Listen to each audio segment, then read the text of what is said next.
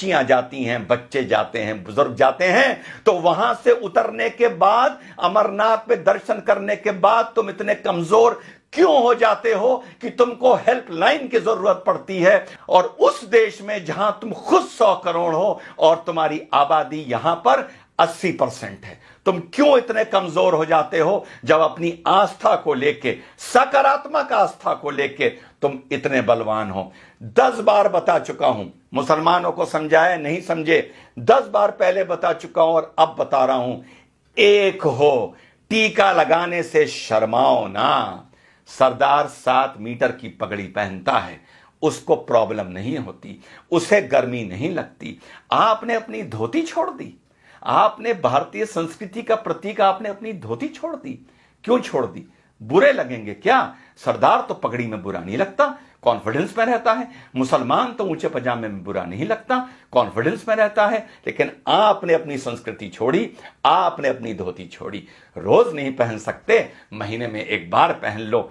Office जाओ धोती पहन के, तिलक लगा के, मॉल जाओ, शॉपिंग जाओ, शादी ब्याह पार्टी में जाओ, थिएटर में पिक्चर देखने जाओ, धोती पहन के जाओ और तिलक लगा के जाओ। अगर मैं हिंदू होता, रोज तिलक लगाता। यूं बात अलग है कि तिलक मुझ पर बहुत अच्छा लगता है, लेकिन जब मौका लगता है तब लगवाता हूं, और उसे तब तक नहीं मिटाता जब तक वो रूटीन में धुल ना जाए, क्योंकि मुझे तिलक लगा के गर्व महसूस होता है as an Indian, as a भारतीय। यार, आप तो हिंदू हो, सनातन धर्म को मानने वाले हो, आपके तो धर्म से ये भी चीज जुड़ी हुई है। हम तो चलो संस्कृति के नाम पर कभी कभी लगा लेते हैं, तुमको क्यों शर्म आती है?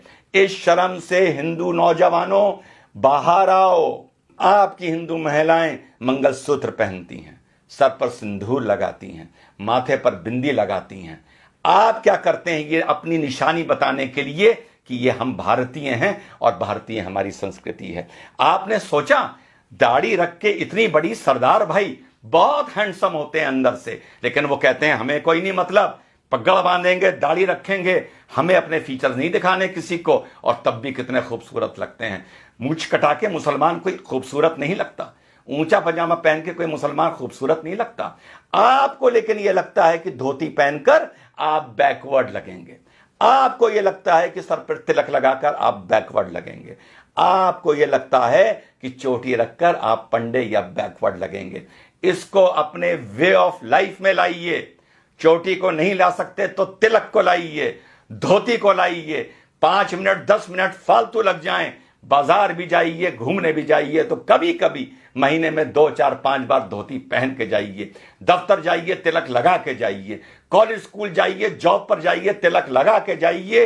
यही सकारात्मक संस्कृतिवाद है, यही आप लोगों को यूनाइट करेगा। धर्म संसद में जो बोला जाता है, मैं उसका कभी समर्थन टेक्निकली नहीं कर सकता बीइंग एन इंडियन, लेकिन इस चीज के लिए मैं आप लोगों को आगाह कर रहा हूं, सलाह दे रहा हूं कि यूनाइट हो। और धरातल पर, यह नहीं कि कभी कभी एकदम से भगवा पहन लिया और साहब रामनवमी का जलूस है, वो देखने से नजर आता है कि कल ही नया भगवा निकाल के लाए हैं, फिर 364 दिन के लिए अंदर रख दिया जाएगा। या कभी कोई थाने वाने में बवाल होगा, कुछ होगा, कोई रैली वैली निकलेगी भाजपा की, तो भगवा पहन लिया जाएगा। इस भगवे को, इस तिलक को, इस धोती को, इस कुर्ते को अपने कल्चर में लाइए, अपनी रूटीन में लाइए। आप अगर यूनाइटेड हैं सकारात्मक नजरिए से, तो आपको किसी हेल्पलाइन की जरूरत नहीं पड़ेगी। खुद ताकतवर होइए, खुद यूनाइटेड होइए।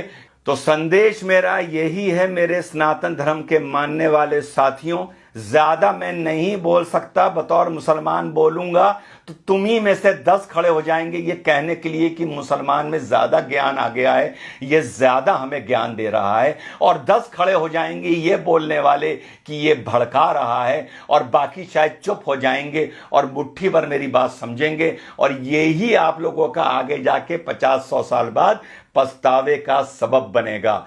तो आप लोगों को मेरा यही संदेश है, सकारात्मक तरीके से यूनाइट करिए, सकारात्मक तरीके से अपनी संस्कृति को पुनः जीवित और पुनः पैदा करिए। तिलक को अपना वे ऑफ लाइफ बनाइए। बीच बीच में धोती कुर्ता पहनने को भारतीय संस्कृति की वो पोशाक है, उसे अपना वे ऑफ लाइफ बनाइए। मत शर्माइए। सिख नहीं शर्माता, मुसलमान नहीं शर्माता, तो हिंदू क्यों शर्माता है? हिंदू क्यों सोचता है कि मैं धोती कुर्ता पहनूंगा तो मैं बैकवर्ड लगूंगा। मैं धोती में बहुत अच्छा लगता हूं, मैं तिलक में बहुत अच्छा लगता हूं। जब भी जीवन में मौका मिलता है मैं धोती पहनता हूं, कुर्ता पहनता हूं और तिलक लगाता हूं। जैसा मैंने पहले बताया, अगर मैं सनातन धर्म का मानने वाला होता तो 365 दिन में से 365 दिन तिलक लगाता। ये आपको मैं ड्यूटी दे रहा हूं कि कल से अपने माथे पर जहां भी जाएं, काम से जाएं, कहीं जाएं, नौजवान जाए या बुजुर्ग जाए, माथे पे तिलक लगा के जाए। जय हिंद, वंदे मातरम, खुदा हाफिज।